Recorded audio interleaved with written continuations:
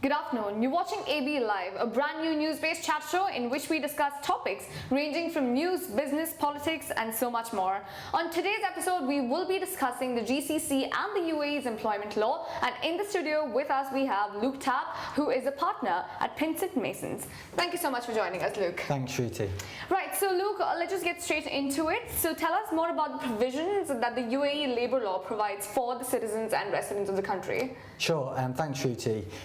In terms of employment law across the UAE, there's actually 3 different jurisdictions that are applicable to employers.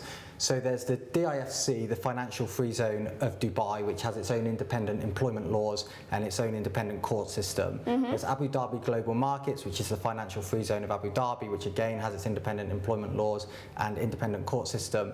And then finally there's the UAE Labor Law. And it's the UAE Labor Law which is most commonly known amongst expats working within the UAE, because that's the law that's applicable to employers based in all of the other free zones across the UAE and also to employers based in the onshore jurisdiction.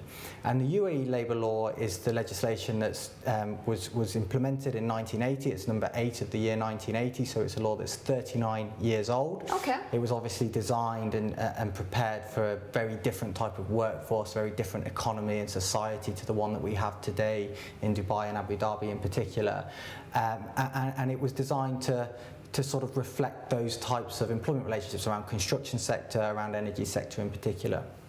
So I think the challenge today for the authorities is to develop supplementary provisions, decrees and ministerial resolutions that sort of enhance that legislation and helps the UAE to achieve its sort of objective of how it wants the workforce to look and how it wants to attract the best talent from across the world. All right, so basically it's an evolving law, so there are new amendments and new changes made every year or every other year, if not anything. So one of the provisions of the labor law is the wage protection system, and which has been in the talks and in the news for a really long time. So for those who don't know what it is, can you just explain that? Sure, thanks, Shruti. So the wage protection system, the WPS, is, as you say, it's been around for many years in the UAE. And it was designed to protect workers. Again, probably protect those blue-collar workers to ensure they receive their salary on a monthly basis. And the WPS is applicable in the onshore jurisdiction and the Jebel Ali Free Zone. Okay. So any employers that are based within those 2 jurisdictions essentially submit a local employment contract for every employee they recruit, which sets out the monthly salary that the employee should be receiving. And then the authorities will monitor the monthly payment of those salaries. So any months where the company fails to pay the correct salary to the employees, that will sort of trigger an alert on the system, and the authorities will then investigate what's happened with the company, why hasn't it paid those salaries to the employees, and potentially it can issue sanctions and fines for companies that are flagrantly breaching the WPS without any legitimate reason. Right. And just on salary, generally, I know that there's a sort of often a question that's asked to us, is there a minimum salary that's applicable in the UAE? The answer to that is no, there's no minimum salary, there's nothing set out in the labour law or the WPS. So it doesn't impact on the amount that's being paid to employees, it just means that when a company makes a commitment to pay a certain salary, it honours that commitment. Right, so but we've also seen a number of delay in salary payment cases, especially over the last 2 years. So in all of these cases, do you think all the employers or all the organizations have been registered with the WPS service or system that is available? If they're in the onshore mainland area or the Jebel Ali Free Zone, they would be registered with the WPS. If they're in any of the other free zones, so for example, if they're in the DMCC Free Zone or if they're in the DIFC Free Zone, then they won't be subject to the WPS, so it wouldn't be applicable, wouldn't be caught. Right.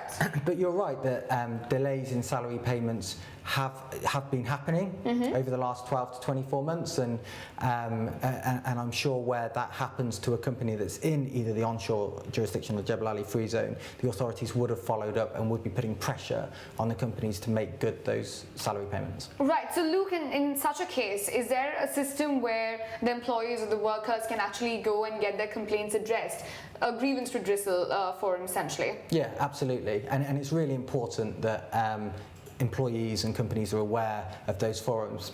So where an employee hasn't been paid salary, or if there's any other type of complaint related to employment, they would go to the local authority for a mediation in the first instance. Okay. And that will depend on where the company's based. So if the company's an onshore organisation, the first step would be to raise a complaint with the Ministry of Human Resources and Emiratisation. Okay. And that's the mediation centre, Right. which will then hold a meeting between the company representative, the employee, and a mediation officer to try to understand what the problem is, see if they can resolve it.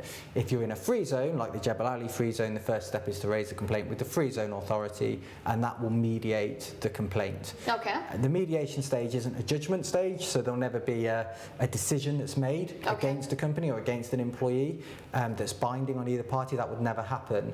But if the parties cannot resolve it at that stage, it then gets escalated to the Dubai courts or the Abu Dhabi courts if you're in Abu Dhabi, and the court of first instance would be the first court that would be able to issue a judgment against either party, making a decision. Right, and can this also be done online?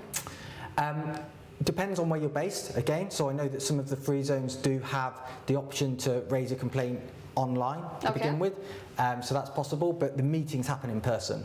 So the employee has to attend that meeting in person. All right, understood. So again, we're live right now, and this is for all the viewers who are watching us. If you do have any questions regarding employment and employment laws in the UAE and in the GCC, just post in the comments and we will make sure we take them with Luke here. So Luke, just coming back again to the employment laws that we were talking about, there are a number of amendments coming about. In the last 2 years, you've seen that the IFC courts, even the UAE official labor law, they've said that there are a number of proposals being made. So can you take us through the laws or the provisions that are going to be introduced, if not next year, maybe the year after? Yeah, okay. So we're seeing a lot of movement in the development of legislation around employment relationships in the UAE, and the themes that we're seeing really reflect I think the objective and the purpose of the UAE as a country. So we're seeing themes around Emiratisation, we're seeing themes around diversity and inclusion, and we're seeing themes around visas, and sort of making it a more attractive place for people to come and spend a long period of their careers in the UAE. Right, so let's just go through them one by one. You started with Emiratisation. So what are the new rules coming about with regards to Emiratisation? I know the government is trying to attract more Emiratis in the workforce here, but what are the strong rules that will be set out in the coming years? Yeah, so we saw some decrees that were implemented a couple of years ago in 2017 that set out some really crystal clear requirements for organisations. So organisations with over 1,000 employees were required to recruit a data processing officer who was Emirati. Companies within the construction sector who had more than 500 employees were required to recruit a health and safety officer, again that was an Emirati. So we're seeing those really clear requirements that are being placed on organisations within the private sector.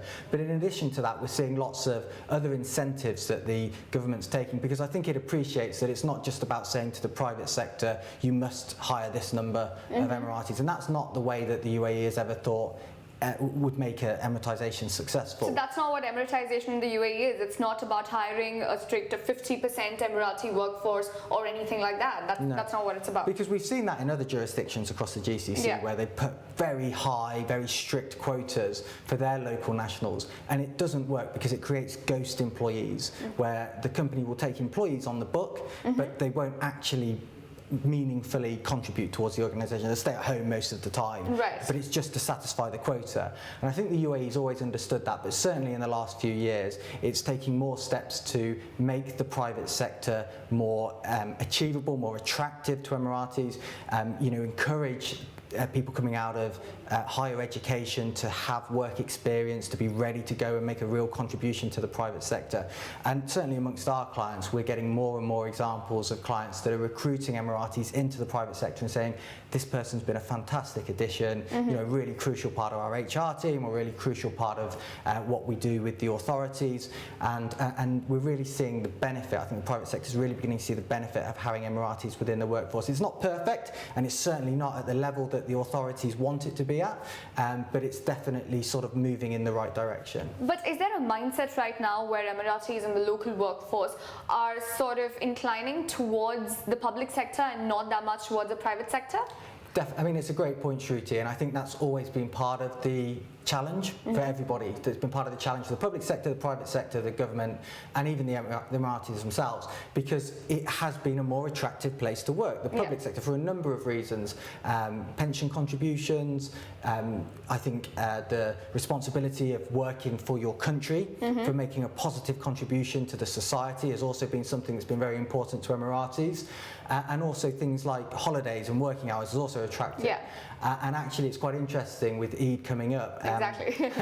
What we saw earlier this year was a law that was implemented that said actually this year there's going to be a closer alignment of private sector and public sector holidays. So in periods like Eid, you won't have a huge number of public holidays for public sector and a very small number of public holidays. It's going to be much more aligned, and that's what we're seeing this year.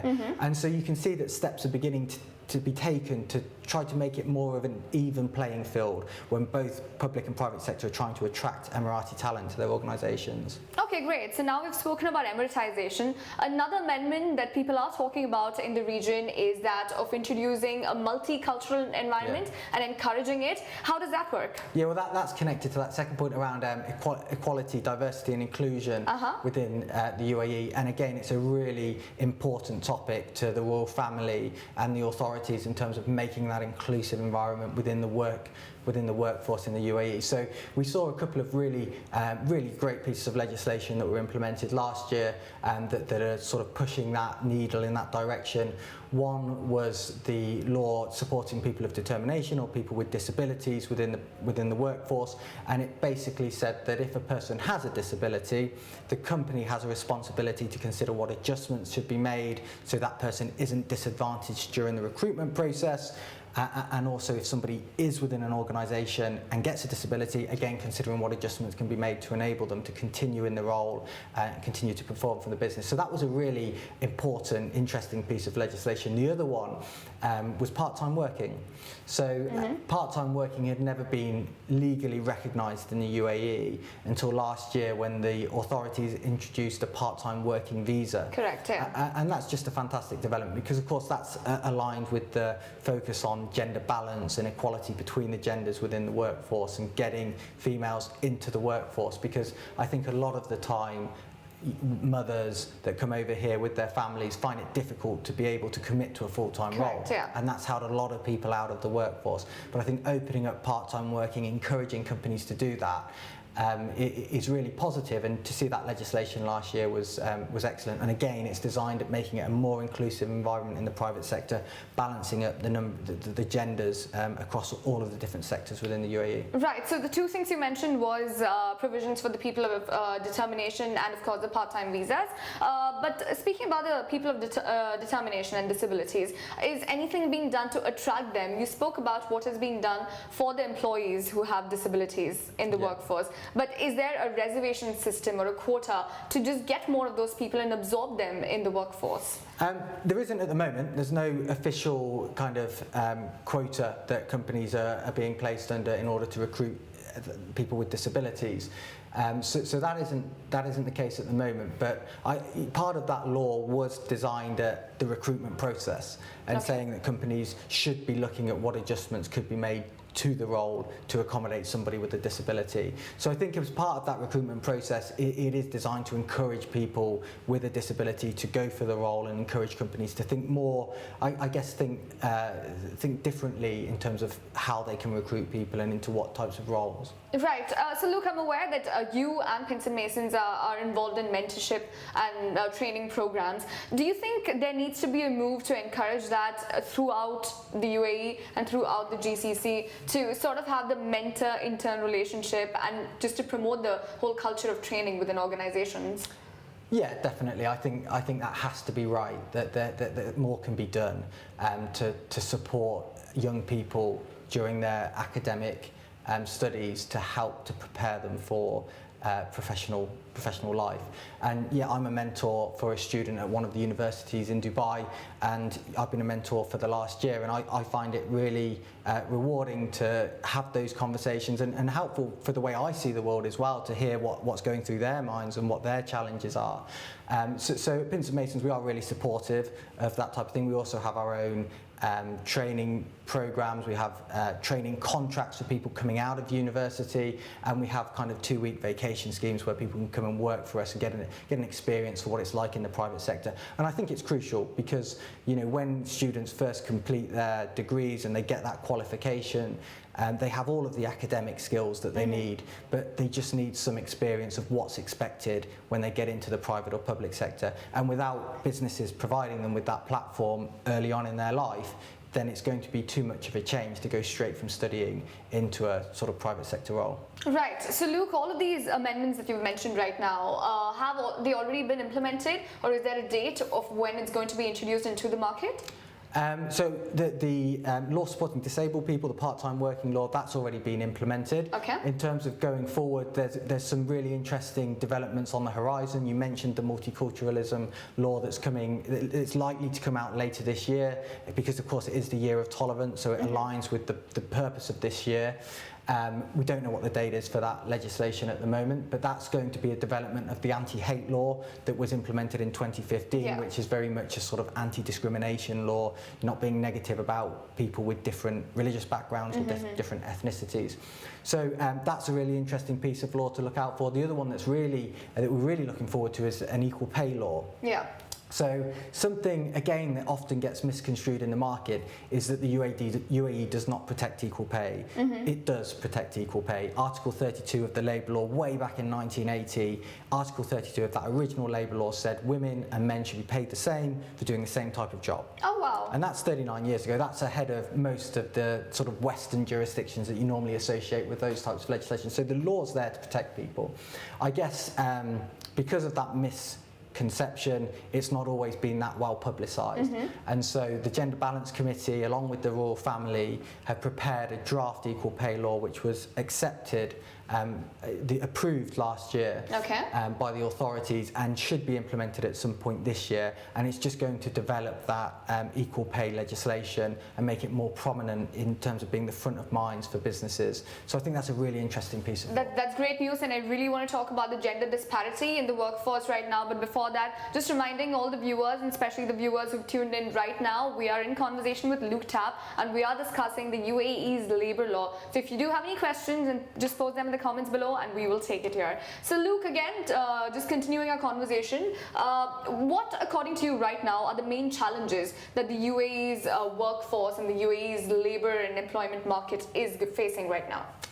Thanks, Shruti. I know a big challenge is getting youth into employment, and we've spent a bit of time talking about that, so I won't talk about that too much longer, but that's definitely a challenge, and it's great that the Ministry of Human Resources and Emiratisation is on top of it, is creating initiatives to sort of promote getting youth into meaningful employment, but I think that's one of the challenges. I would agree, because there was a survey that I just read recently which said that the youth unemployment in the MENA region stands at 30%, which is amongst the higher in the region, the highest in the world actually. But again, the youth population in this region is also quite high at this point. So what more needs to be done to support it and support employment there? I think something that has been developing is around visas and the ability of students to work, actually work during their time while they're studying as a part-time job.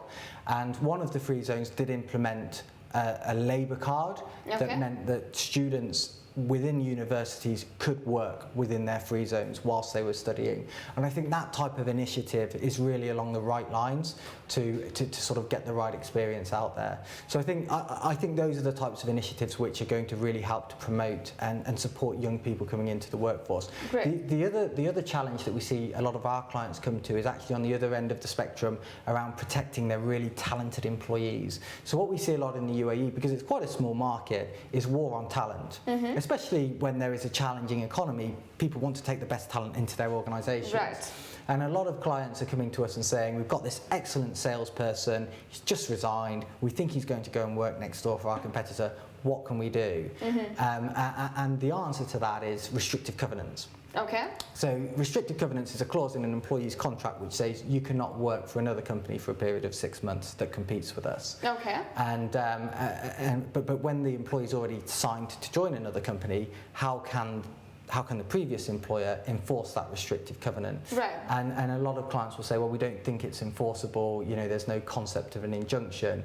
But ultimately, Article 127 of the Labour Law does recognise restrictive governance, does give companies the right to enforce them against employees to protect their business. But what's your personal opinion on that, though? Do you not think it is restrictive and it just doesn't give the employee the freedom to opt for their job, which is a basic right? I think the approach should be that the restrictive covenant should be proportionate to protect the company's interests. Okay. It shouldn't be about restricting an employee. It should be what is fair here to protect a company's business. Mm-hmm. Is it fair to stop the person from working in Dubai for a period of 6 months? Mm-hmm. Is it fair to stop the person from contacting any of the company's clients for a period of 6 months? Because the company has given the platform to the employee and built up their network, built up their profile, and now the employee is going to take that all to a competitor. Right. So in every case, one has to look at the position of the person, mm-hmm. The experience, the opportunities they had, and what the real threat is to the business. But I do think there is a place for that type of law to be recognised in the UAE and maybe to give a little bit more protection to companies, because ultimately it's about creating an environment that's, that helps companies to flourish and helps them to be really strong in their markets. But comparatively, this law is more liberal than, for example, what's happening in Oman with the NOC, the 2-year visa ban. So what's happening in UAE is slightly more liberal? It's more liberal, it is. And actually you could say it's more liberal than some other jurisdictions. So for instance, in the UK, if this happened and somebody went to join a competitor, you could go to the court and get an injunction, a court order, which says to the employee from the court, you must not work for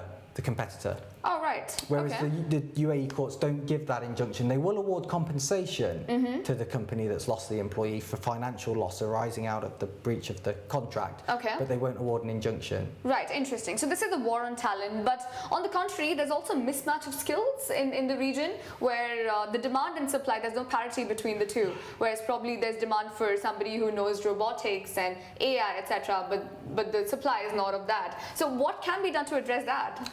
Well, I think the authorities are making some really good initiatives around that, and I know around the sort of visas and the free zones that are being developed to attract AI companies into the region. There is a lot of investment that's taking place to attract that type of talent into the UAE. Mm-hmm. Obviously, it's something that goes back to education programs, and I know because we work with them that a lot of UK universities are sort of setting up and coming into the UAE, and perhaps they bring with them those types of programs, those types of courses that attract people that are interested in technology and AI, and they then graduate, and as we've been talking about, they go into the private sector and develop some of those ideas and some of those concepts within the region. All right, but do you think that a lot of people don't really opt for higher education here because the options aren't really available, and which probably could result in brain drain as a concept? I think that's a really interesting point, Shruti, and there certainly are some people that when they get to the university level that they prefer to go to university in an overseas university. I think we've got some fantastic universities in the UAE that are from the UAE universities, but also international universities that have come in and have sort of replicated the courses they run in their home countries. And I know some of the lecturers that work within those universities. And the person, for example, who I'm a mentor for, she is in an international university in Dubai, studied law, fantastic academics, probably going to get her first, and she was absolutely committed to studying in this region. Okay. So I think the courses are there if people wish to avail of them, and what we also see is international students looking at Dubai to come and study in Dubai rather than study overseas in their home countries. So I think it's becoming a more attractive place to study than it ever has been in the past. Okay, interesting. Another thing that the government is doing to attract more people into the country are the various visa amendments that we've seen in the past year, essentially with the 100% foreign ownership, the 10-year visa, retirement visa, etc. So what is the sort of impact this could have on the labour market? I think it's going to have a really positive impact. I think it's going to have a positive impact on in two areas. One is, as you say, the labour market, attracting talent into the UAE. It's just continuing to move the needle in terms of UAE's position within the Middle East, being the most attractive country to come and commit to and to work within. So I think it's going to continue to enhance the UAE's perspective for being a good place for talented people to come and work and live. And also the commitment and investment that those expats have to the UAE once they're here. So I know a lot of real estate organisations were feeling very positive about the golden visa and the 10-year visa as well, because they said, well, that means that people that come over, expats come here, know that they could potentially have a long-term stay in the UAE, which means they could make a long-term investment in terms of buying a house here, rather than it only ever being a 2 or 3 year visa, which gives the mentality for a lot of expats to think, well, I'll just rent for those 2 or 3 years and invest elsewhere. So I think it's going to have a really positive impact on those two areas. All right, brilliant. Sounds good. So I said that I'm going to get back to this topic. So I think now is the time when we can get back to the topic of gender disparity, and especially in the workforce, in organizations and in private sector organizations. So is there a gender inequality you see in terms of numbers in the UAE right now? Thanks, Shruti. And there's two points that I'd like to pick up on actually in relation to this question. One is what the UAE's position is in relation to gender disparity, and two is the sort of the broader issue that it's not just a UAE thing. It's a sort of worldwide issue that's being dealt with. So in relation to the UAE perspective, what's really interesting is this World Economic Forum report that came out a couple of years ago that had the UAE in 120th position out of 144 countries. So it looked quite negative. That's not good. In terms of gender disparity. But actually that number is based on a variety of different factors. And if you break it down and look at that, actually it's a reflection of the society that we have in the UAE rather than a criticism of employment practices. So I'll give you an example. So for example, in relation to gender disparity in terms of people within the workforce, you have 92% of adult males in the UAE working versus only 42% of adult female employees. And that has to be connected to the type of society that the UAE is. The fact that we have a lot of expat families that are living in the UAE, that were led to the UAE connected to the husband's role, and the mother, struggles to get part-time work, maybe has childcare commitments, so hasn't been able to get into the private sector workforce. So I don't think that statistic is reflective of the efforts that the employers go to try to attract equality into their workforce. I think it's just a reflection of society. Another example is what the average earning is for female versus male, and male is higher than female. But again, that's partly to do with the history of the economy of the UAE, that men have always worked here more so than women, which has led to men being in higher positions earning more. Right, for different positions, not for the same position. No, because a really fascinating statistic from that World Economic Forum report is that the UAE ranks second out of 144 countries for pay when you consider like-for-like roles. Oh, wow. Yeah, so actually, if a female and a male are in the same role, if there's two partners in a law firm or two workers in a shop, they will be earning the same salary. And the UAE is performing second out of 144 countries. So actually, if you talk about fairness and equality, the really key criteria has to be that one. And the UAE is outperforming 142 other countries. Right. So actually, I don't think it's as big a problem as some reports would indicate. Right. And then the second point around that is that it's not just a UAE issue; it's a worldwide issue. And at Pinsent Masons, we also, face challenges. The legal sector generally face challenges around getting females up to senior positions within the business. And we ourselves have gone through our own journey around that and around promoting females. And the typical law firm has less than 20% of its partners being females. It was the same for us a few years ago, but we had a target to reach 25% by 2018. We hit that target. Our next target is to hit 30% female partners by 2020. We're on course to hit that as well. So how are you actually planning on doing that? Is it by just hiring more female employees, or is it upscaling? How? It's a variety of things. The underlying thing is that we have a dedicated program called Project Sky, which consults with females across the business and identifies what needs to be done to support female progression. So, and then from that we roll out different initiatives like mentorship programs. We also have sort of promotions on the board. So half of our board are females as well. So there are those positions to sort of aspire to. Yeah. And then we look for opportunities to support females as they go through the business. We also have a female forum network, which is where we work in the community and we work with clients to host sort of female futures events where we go and talk about the challenges that people face in organisations, and we have kind of inspirational speakers who come and talk about their journey and their experience and what they found to be effective. Okay. So we have lots of different ways in which you can support females to sort of progress through the ranks at Pinsent Masons. All right, so basically it looks like in conclusion there needs to be a lot done to attract more females in the workforce, but in terms of salary and equal payment, Dubai is right up there then. In terms of we're second worldwide, so that says a lot about the work culture in the country. But thank you so much for joining us, Luke. We've definitely learnt a lot about the UAE's labour market from you today. Thank you, Shruti. And thank you for watching ABTV. We will be back again next Tuesday, but don't forget to like, follow, share and subscribe to all of our social media and website channels.